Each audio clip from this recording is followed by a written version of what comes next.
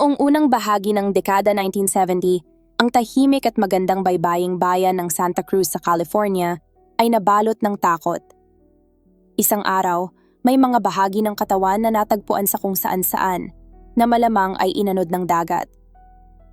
Maraming inosenteng kababaihan ang naging biktima ng panghahalay, pagpatay, at pagpuputol-putol. Habang nagpapatuloy ang mga krimeng ito, ang suspek ay palihim na nakikihalubilo sa paligid ng mga pulis na sumusubaybay sa kanya. Sinasabing may magandang personalidad ang lalaki, isang taong kaakit-akit at madaling pakisamahan. Noong dekada 60, ang Santa Cruz ay isang maliit na bayan ng mga surfer at retirado. Ngunit noong 1965, dumating ang university na nagdala ng mga bagong kabataan at ang kultura ng hippie na mula pa sa San Francisco. Dumami ang mga hippie dito na naging kaakit-akit sa mga kabataan, kabilang ang mga dalagang naghahangad ng malayang pamumuhay. Ngunit noong 1972, nagbago ang kapayapaan ng Santa Cruz nang magsimulang matagpuan ang mga bangkay na inanod mula sa dagat. Dumarami ang mga ulat ng mga nawawalang tao at natuklasan ng mga detective na may isang suspect na target ang mga kabataang nag-hitchhike at sila'y walang awang pinapatay. Isang serya ng pagkawala ng mga kabataang babae ang naiulat, kabilang ang isang estudyante mula Fresno, isang atletang dalaga, isang ballet dancer, isang babysitter na nagtatrabaho habang nag-aaral sa kolehiyo, at ilang babae na huling nakita sa campus. Sa isa sa mga kaso, isang ulo na walang katawan ang natagpuan sa bundok. Dahil sa dami at pagkakaiba-iba ng mga biktima, nahirapan ang mga detective na tuklasin ang motibo o pattern ng suspek. Dahil dito, mahirap talaga hulihin ang taong walang malinaw na dahilan sa pagpatay. Noong April 1973, bilang bahagi ng isang regular na investigasyon tungkol sa baril, nakaharap ni Detective Michael Alufi ang isang konserbatibong binatang may maiksing buhok at kilalang-kilala ng lokal na pulisya. Ang lalaki ay si Edmund Kemper, 25 years old, 6 na talampakan 9 pulgada ang taas, at may timbang na 280 pounds. Sikat siya sa mga pulis dahil madalas siyang pumunta sa kanilang tambayan na The Jury Room, kung saan siya ay palakaibigan, palabati, at madaling kausap. Ngunit nang makita ng pulisya ang kanyang record sa pagbili ng baril, napansin nila na may kaso siya noon sa Madera County na tinanggal sa record. Dahil dito, pinili ni Detective Alufi bilang junior detective na kunin ang baril mula kay Kemper. Isang malaking lalaki na may malaking baril, isang hakbang na puno ng kaba para sa isang maliit na detective. Bagaman hindi pamilyar kay Detective Alufi, ang may-ari ng baril ay hindi itinuturing na suspek sa mga kaso ng co-ed killings. Co-ed killings ay mga pagpatay na kinasasangkutan ng mga babaeng estudyante sa kolehiyo. Nakatira si Kemper kasama ang kanyang ina sa isang tahimik at maayos na suburban na kalsada, ngunit hindi malinaw ang eksaktong address niya. Nang pumunta sila sa lugar, naglibot sila ngunit hindi agad makita kung alin sa mga bahay ang kanya dahil pare-pareho ang address sa ilang bahay. Habang nasa lugar, may dumaan na sasakyan at nilapitan ni Alufi ang lalaki sa loob nito upang magtanong tungkol kay Kemper. Nang lumabas ang lalaki mula sa sasakyan, agad niyang nakilala si Kemper dahil sa laki nito, 6 na talampakan at 9 na pulgada, samantalang si Alufi ay 6 na talampakan lamang. Ipinaliwanag niya kay Kemper ang dahilan ng kanilang pagdating. Kukunin nila ang baril upang tiyakin kung legal niya itong pag-aari. Nang buksan ni Kemper ang trunk ng sasakyan, dali-daling humiwalay si Alufi upang mapanatiling ligtas ang operasyon. Sa loob ng trunk, may nakabalot na bagay na tila isang kumot o tuwalya, at nang kunin ni Alufi ito, doon nila natagpuan ang hinahanap na baril. Napansin ni Alufi na wala pang liner o anumang pambalot sa trunk na nakapagtaka sa kanya. Kinuha nila ang baril at umalis. Ipinasa ni Alufi ang baril sa istasyon at hindi na ito pinagtuunan ng pansin. Ngunit 2 linggo pagkatapos, bandang 5:00 ng umaga, narinig ni Officer Jim Connor ang tawag mula sa suspek habang naka-duty sa night shift. Nasa Pueblo, Colorado ang lalaki, nakatigil sa isang phone booth at tila walang tulog ng ilang araw. Inamin niya na pinatay niya ang kanyang ina at ang kaibigan nito sa loob mismo ng kanilang bahay. Naitanong pa niya kay Connor kung kilala nito si Detective Alufi at ipinaliwanag niyang mahirap matagpuan ang kanilang bahay, ngunit tiyak na alam iyon ni Alufi dahil ito ang tumungo roon noon upang kumpiskahin ang kanyang baril. Agad na pinuntahan ng mga opisyal si Detective Alufi sa kanyang tahanan upang ipagbigay alam ang sitwasyon.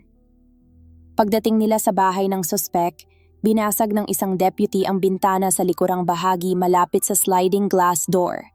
Sa kanilang pag-iinspeksyon, binuksan nila ang isang aparador at doon ay tumambad ang mga bakas ng buhok at dugo na natatakpan ng isang kurtina. Nagbigay din ang suspect na si Big Ed Kemper ng isang nakakagulat na pag-amin. Siya rin pala ang may kagagawan sa pagpatay sa lahat ng mga co-ed na naging biktima. Sa kanyang pagkapasakamay ng mga autoridad, isinalaysay ng 24 years old na suspect ang isang nakakikilabot at karumaldumal na kwento. Si Edmund Kemper, ipinanganak noong 1948, ay panggitnang anak sa 3. Lumaki siya sa Burbank, California, sa isang pamilyang mahigpit ang disiplina. Ang kanyang ama at ina ay walang palya sa pagpapatupad ng mga patakaran. Bagamat hinahangaan niya ang kanyang ama, nahirapan siyang makipag-ugnayan sa kanyang ina na si Clarnell. Kilala si Clarnell bilang isang taong mapanakit, lalo na sa salita, na labis na kinamumuhian ni Edmund noong siya'y bata pa. Noong 1957, nagdiborsyo ang mga magulang ni Kemper matapos ang mahabang hindi pagkakaunawaan. Kasama ng ina at 2 kapatid na babae, lumipat si Edmund sa ibang lugar. Sa murang edad, nagpapakita na siya ng kakaibang pag-uugali. Pinutol niya ang mga ulo ng mga manika ng kanyang mga kapatid at sinira ang mga ito sa iba't ibang paraan, palatandaan ng kanyang mga problema sa pagkabata. Sa edad na 10, nabanggit niyang kung sakaling kailangan niyang halikan ang kanyang guro, papatayin daw niya ito. Sa murang edad, nagsimula na siyang magkaroon ng mararahas na pantasya, mula sa pagsira ng mga manika hanggang sa pananakit ng mga hayop. Inamin niyang minsan niyang inilibing ng buhay ang isang pusa, at pagkatapos ay hinukay ito upang paglaruan ang bangkay. Ayon sa mga eksperto, karaniwan sa mga serial sexual murderer ang may kasaysayan ng pagmamalupit sa mga pusa, dahil ang pusa ay sumisimbolo umano sa babae. Sa murang edad pa lang, nakitaan na si Kemper ng mga palatandaan na ngayon ay kinikilala na ng FBI bilang pangkaraniwan sa mga serial killer. Isang batang lalaki na lumaki sa broken family, walang emosyon at hindi malapit sa ina, at nawawalang ama dahil sa diborsyo o pag-abandona. Kadalasang nasasangkot ang mga batang ito sa pagmamalupit sa hayop at nagkakaroon ng marahas na pantasya bago pa magbinata. Habang lumalaki si Kemper, lalo siyang naging matangkad, malakas, at kakaiba ang ugali. Dahil sa takot ng kanyang ina na baka saktan niya ang kanyang mga kapatid na babae, inilagay siya sa basement at ikinukulong tuwing gabi. Inilarawan ni Kemper ang panahong iyon bilang mahirap at nakakatakot. May ilaw lang na nakasabit sa kisame at naririnig ang mga daga sa dilim. Nang maging teenager, iniwan ni Kemper ang kanyang ina at nagtungo sa Los Angeles upang hanapin ang kanyang amang iniidolo. Ngunit nang dumating siya roon, tinanggihan siya ng ama at ipinadala siya upang manirahan sa mga lolo't lola niya sa isang malayong farm. Sa lugar na iyon, unang naisakatuparan ni Kemper ang kanyang mararahas na pantasya. Habang wala ang lolo niya, kinuha niya ang isang .22 rifle at binaril ang kanyang lola. Nang makauwi ang lolo, pinatay rin niya ito dahil ayaw niyang makita ng matanda ang sinapit ng asawa nito. Dahil dito, na-diagnose si Kemper bilang may paranoid schizophrenia at dinala sa Atascadero State Hospital, isang secure na institusyon para sa mga may sakit sa pag-iisip. Sa dami ng pasyente, umabot sa 1,600 kabilang ang mga nagkasala ng murder at mga mentally disordered sex offenders, kaunti lang ang psychology staff. Isa sa mga staff ay si Dr. William Schonberger, na regular na nakakakontak kay Kemper. Kilala si Kemper bilang matalino at naging model patient, kaya pinagkatiwalaan siyang tumulong sa psychology staff. Dahil dito, nagkaroon siya ng access sa mga record ng ospital, kabilang ang mga detalyadong paglalarawan ng mga krimen at mga teknik ng panlilinlang. Sa edad na 15, wala pa siyang sexual experience, ngunit dito nagsimulang umusbong ang kanyang sexual at marahas na pantasya. Inilarawan niyang madalas siyang mag-masturbate habang nasa ospital. Dahil sa talino at kaalaman sa mga psychological test, alam ni Kemper kung ano ang gustong marinig ng mga psychiatrist at psychologist. Sa kalaunan, naniwala ang mga ito na siya ay gumaling na. Pagkalipas ng 5 taon sa ospital, pinalaya si Edmund Kemper sa edad na 20, taglay ang taas na 6 na talampakan at 9 na pulgada at dala-dala pa rin ang kanyang madilim na lihim. Matapos makalabas mula sa ospital, inirekomenda ng mga eksperto na huwag patirahin si Edmund Kemper sa kanyang ina. Sa kasamaang palad, hindi ito sinunod ng Youth Authority at nauwi siyang muli sa poder ng kanyang ina. Sa panahong iyon, labis ang kanyang kalungkutan at pakiramdam ng pagiging malayo sa iba, lalo na sa mga babae. Sa edad na 21 or 22, hindi pa siya nagkakaroon ng tunay na date at ramdam niya ang matinding pag-iisa. Paano mo nga naman ipakikilala ang sarili mo? Na ikaw ay nakapatay ng sariling lolo at lola at 5 taon na nakulong sa mental hospital. Dahil dito nagsimula siyang mag-pick up ng mga co-ed at ilan sa kanila ay pinatay niya at ginawa pang mas malala ang sinapit. Habang nasa custody, inilahad ni Kemper sa mga detective ang detalyadong paglalarawan ng kanyang mga krimen. Isang serye ng mararahas at kakaibang sexual pathology na bihira sa kahit sinong suspek. Ikinuwento niya ang bawat detalye ng kanyang mga ginawa, mula sa pagdukot hanggang sa pagpatay. Noong 1973, matapos ang sunod-sunod na pagkawala at pagpatay sa 6 na kabataang babae, inaresto si Edmund Kemper. Sabik siyang magbahagi ng impormasyon at dinala pa niya ang mga detective sa mismong crime scene. Sa kanyang mga salaysay, ipinakita niya kung paano niya pinagplanuhan ng matagal ang bawat pagdukot. Madalas siyang magmaneho sa buong Central California at Los Angeles, naghahanap ng hitchhikers at nagpa-practice pa bago isakatuparan ang kanyang mga plano. Isa sa mga unang biktima ay sina Mary Ann Pese at Anita Luchesa, parehong 18 years old, na kanyang sinundo malapit sa University sa Berkeley noong May 7, 1972. Sa loob ng sasakyan, ginagamit niya ang laki ng katawan upang pigilan silang makatakas. Madalas niyang sabihing hindi nakasara ang pinto at kapag inabot niya ito, nilalagyan niya ng chapstick ang mekanismo para hindi na ito mabuksan mula sa loob. Dinala niya ang mga dalaga sa isang liblib na lugar, tinutukan ng baril at pinilit si Anita na pumasok sa trunk. Pagbalik sa kotse, pinagsasaksak niya si Mary Ann hanggang mamatay. Pagkatapos, pinatay naman niya si Anita. Dinala niya ang mga bangkay sa inuupahang apartment. Doon niya pinaghati-hati ang mga ito bago itinapon ang mga bahagi sa kabundukan.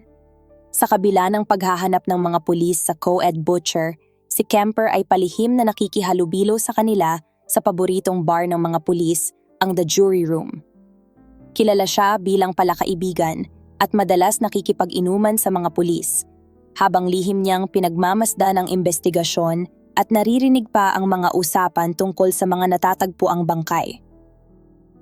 Noong September 14, 1972, nakita ni Kemper ang 15 years old na ballet student na si Aiko Koo na nag-hitchhike.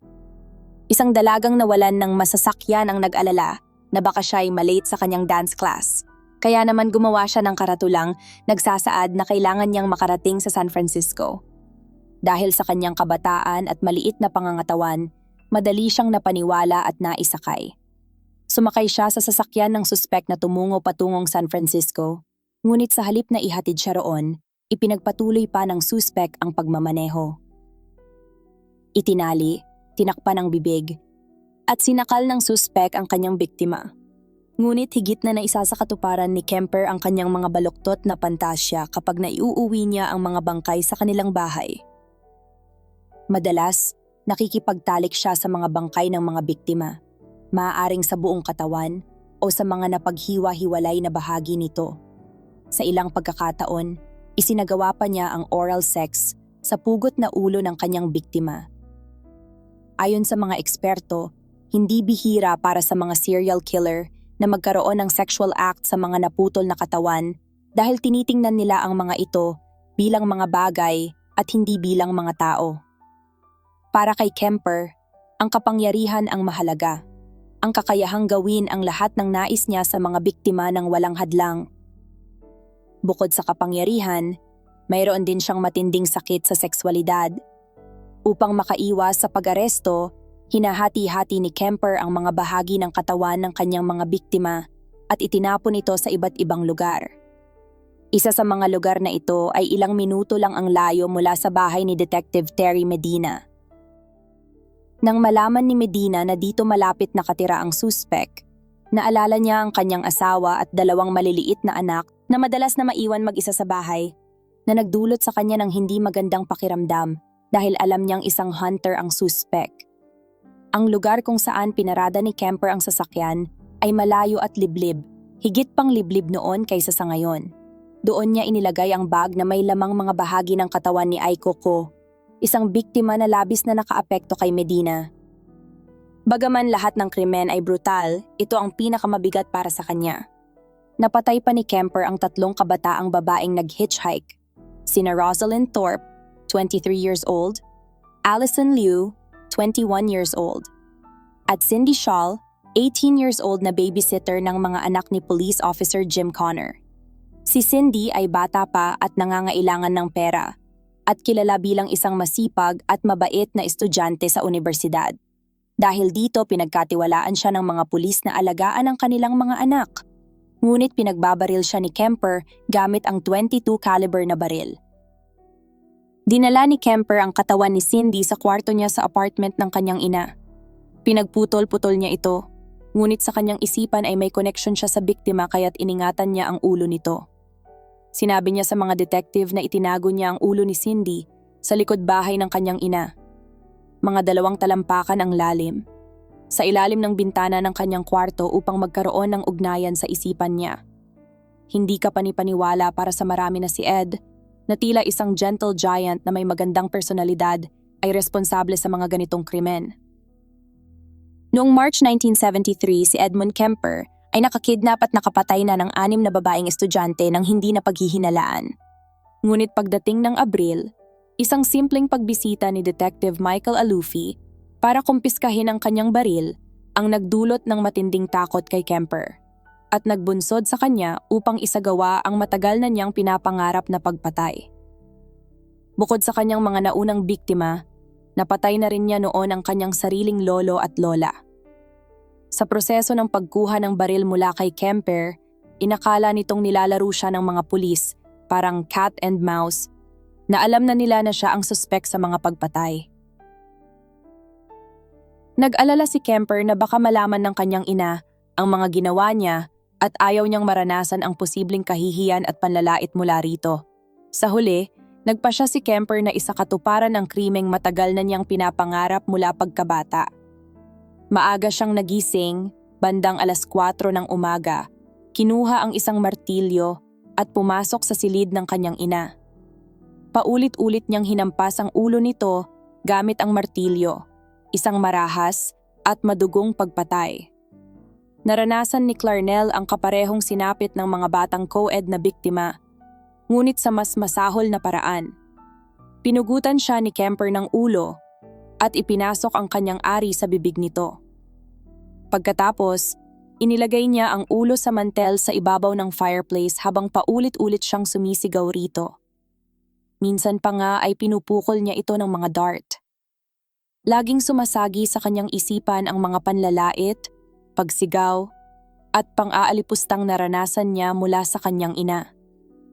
Pinutol din niya ang vocal cords ng kanyang ina at sinubukang sirain ang mga ito gamit ang garbage disposal sa lababo. Dahil ang mga boses na iyon ang dahilan ng kanyang matinding pagkayamot. Dahil natakot si Kemper na madiskubre ng matalik na kaibigan ng kanyang ina ang nangyari, inimbitahan niya ito sa bahay. Pinatay din at pagkatapos ay tumakas. Matapos magmaneho ng 3 araw ng walang pahinga, tumawag si Kemper sa pulisya at sumuko. Si Detective Terry Medina ang naatasang magproseso ng crime scene sa apartment ng ina. Pagdating nila sa loob, kapansin-pansin na walang anumang kaguluhan. Parang may umalis lang para magbakasyon. Ngunit nang baligtarin nila ang kutsyon, tumambad ang basang-basang bahagi nito na puno ng dugo. Sa lugar ay natagpuan din ang isang sulat mula kay Kemper na may nakasulat, "Sorry gents for the mess but really had no time." Ayon kay Medina, ito ang unang pagkakataon sa buong kanyang karera na may suspect na nag-iwan ng mensahe para sa mga pulis. Ang mga bangkay ng ina ni Kemper at ng matalik na kaibigan nito ay maingat na itinago sa 2 aparador. Noong Oktubre 1973, nilitis si Edmund Kemper para sa maraming kaso ng pagpatay. Parehong naghahanap ang prosecution at defense ng sagot sa tanong kung bakit papatayin ng isang mabait at cooperative na lalaki ang maraming tao. Gumugol si defense investigator Harold Cartwright ng mahigit 100 oras sa pakikipanayam kay Kemper. Hindi niya naramdaman ang takot sa kabila ng malaking pangangatawan ng suspect. Para kay Cartwright, siya ay isang gentle giant.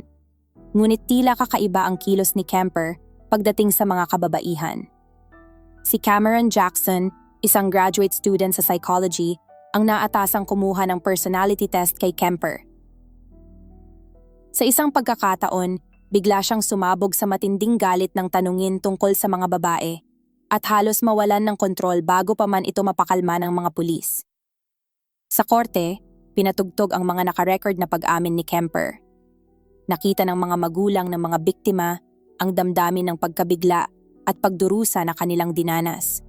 Sa pag-uulat ng mga krimeng ito, madalas na nalilimutan ang mga biktima, mga batang babae na nag-aaral, nagsusumikap para sa kanilang kinabukasan, at may mga pangarap tulad ng pagkakaroon ng pamilya.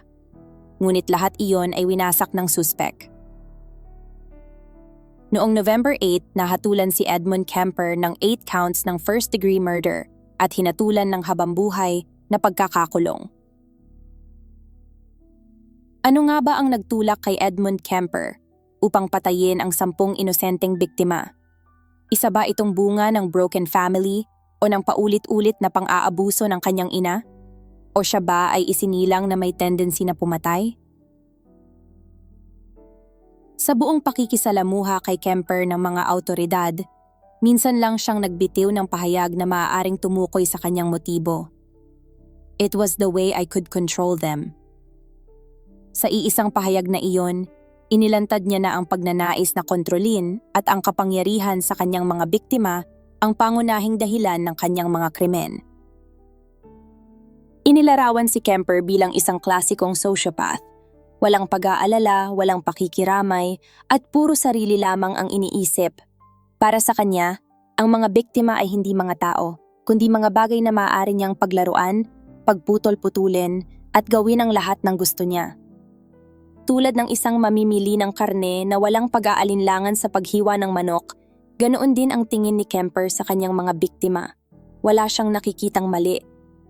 May mga nagsasabing ang kanyang wiring ay mali, na maaaring may chemical imbalance o sadyang may diferensya sa utak. Ngunit may iba rin namang naniniwala na ito ay puro epekto ng kanyang kapaligiran. Ang pagkalugmok sa pagpapabaya, ang matinding kontrol at pang-aabuso mula sa kanyang ina, at ang pagkakakulong sa isang bahagi ng kanilang bahay noong siya ay bata pa. Ayon sa iba, sa bawat pagpatay na kanyang ginawa, para bang pinapatay niya ang kanyang ina ng paulit-ulit. Sa pagsusuri ng mga serial killer, madalas sinusubukan ng mga eksperto na tukuyin kung sino o ano ang dapat sisihin. Maaring ito'y isang mapang-abusong ina, masalimuot na kabataan, o matinding trauma. Ngunit may paniniwala rin ang ilan na kahit gaano kasama ang isang magulang, may mga taong nakapaligid na nakakaramdam ng kakaiba. Isang kutob na mahirap ipaliwanag, ngunit naroon. Ayon sa mga dalubhasa, ang pinagmumulan ng ganitong uri ng krimen ay hindi nag-uugat sa iisang dahilan lamang. Ito ay bunga ng pinagsama-samang sanhi, genetic, biological, sociological, at psychological. Kung tunay na nais itong mapigilan, kailangang tugunan ito sa lahat ng antas at aspeto. Naniniwala ang ilan na walang isinilang na mamamatay tao. Bawat isa ay may halong lakas at kahinaan, pisikal, mental, at emosyonal. Marami ang dumadaan sa hirap sa buhay, ngunit natututo silang humarap dito. Ngunit may ilan, tulad ni Kemper, na hindi. Ilang taon matapos makulong, nakatanggap si Dr. William Schanberger ng isang tasa mula kay Edmund Kemper, tila simbolo ng paghingi ng tawad. Nakaukit dito ang mga salitang "I beg your pardon" at "I never promised you a rose garden." Ayon kay Dr. Schanberger, may bahagi kay Kemper na nais maging normal at nasusuklam sa sarili. Sa kabila ng kanyang katahimikan, naniniwala siyang walang bahagi si Kemper na masaya sa sinapit ng kanyang buhay. Sa kasalukuyan, si Edmund Kemper ay 75 years old na. Siya ay nananatiling nakakulong sa California Medical Facility sa Vacaville, California, isang espesyal na kulungan para sa mga bilanggong may medical at psychological condition. May mga iniinda na rin siyang karamdaman gaya ng diabetes, stroke, may pacemaker, at gumagamit na ng wheelchair. Noong 2024, muling tinanggihan ang kanyang aplikasyon para sa parole, at ang susunod na pagkakataon para sa pagdinig ay sa 2031, kung saan aabot na siya ng 82 years old.